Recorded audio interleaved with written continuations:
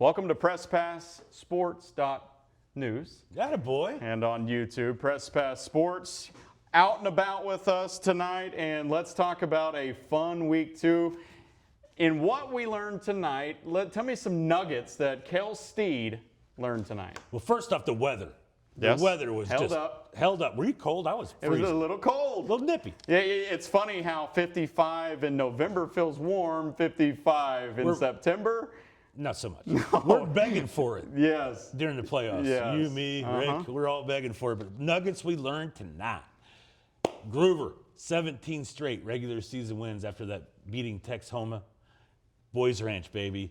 2-0. How about that? How about that? For the first time since 2011. How old were you in 2011? I was 20. No? A pup. Yes. You were a pup. And then how about Sanford Fritch, man? Brandon Bennett, congratulations. They are 2-0 for the first time since 2016. Very cool stuff there. Yeah. We got some 2-0 teams that maybe some didn't expect in the area. No, we didn't. And then congratulations to Farwell coach Derek Shelton, got his first career win tonight as a head coach. So congratulations to him. Farwell, did they blank Texaco? I think Texaco might have scored 3. Okay, I believe is what I saw. It was a lopsided win. Yes. Either way.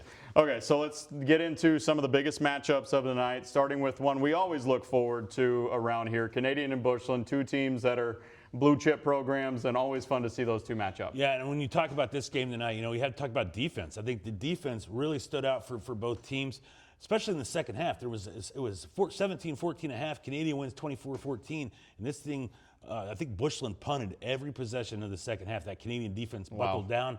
They held Bushland at 279 yards. The Bushland defense played really well.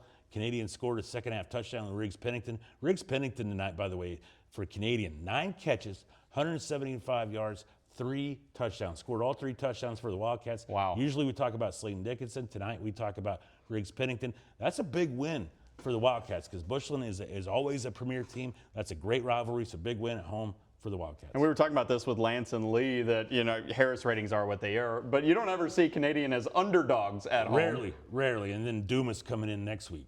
So even bigger. I bet they'll be underdogs again. Yeah. A player of the week candidate that you were just talking about there with Canadian, another one of those is Broxton Robinson. Panhandle and Stratford touted that as a game of the week and ended up being a little lopsided. It was. I was at this game tonight in the foggy Panhandle, Texas, and man, I was worried if Stratford could be on the field with Panhandle, and Panhandle did football 101, and that's control the line of scrimmage. They dominated the offensive line. Then we saw how good Broxton Robinson is with his feet and how he can move the pocket, how he can extend plays. Look at this. Listen to these stats, Clint. 181 yards rushing on 22 carries, 4 first-half touchdowns on the ground, 13 of 15 through the air, 183 yards passing with another touchdown. Unbelievable numbers for Broxton Robinson, the Army West Point commit. This guy is as good as advertised, and he just a bulldozer, man. He runs right through you. And what a Swiss Army knife for his head coach to have. He talked to you about that after the game. You and Baker, he was talking about it's nice to be able to open the playbook up. You can run it. You can run it with your quarterback. You can throw it with your They can use their entire playbook with what he brings to the table at that position. And the defense is underrated a little bit, too. That defense was great. After it was 20-13 early, they just blew the thing open and went 40 unanswered. And then when we come back here to the metro area, let's start with the Tascosa Rebels. This defense, Ken Plunk told us before the season he thought this defense was going to be a lot better. They've been very good to start the season. Yeah, 53-3 blowout win tonight against Wichita Falls Legacy, which was expected. Sure. But again, this defensive line, man, I'm telling you, this defensive line is special, and it's led by Crush Johnson, and they proved it again tonight. They just absolutely dominated. 3 points in 8 quarters is what they've allowed. Just completely sensational. And I want to throw this one back at you. Amarillo High goes on the road tonight, and they win 41-21 at Central. Jet Lopez, Hey Jude Donovan.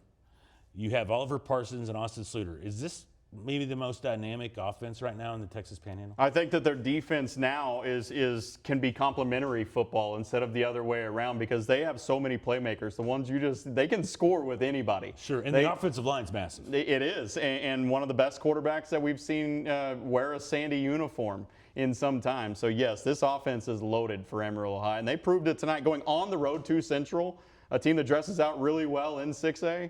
To go on the road and do that, it's pretty impressive. It is. And real quick, before we get out of here, CISD goes 3-0. Randall blanks Monahans. Canyon goes on the road, beats Andrews, and West Plains just browbeats Yep. Clint. Gave up 1 yard of offense. 1 yard of offense. Yeah, to Clint.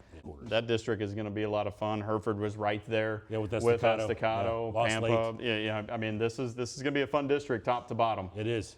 Kale, Steed, Press Pass Sports. That's what we learned from week number 2.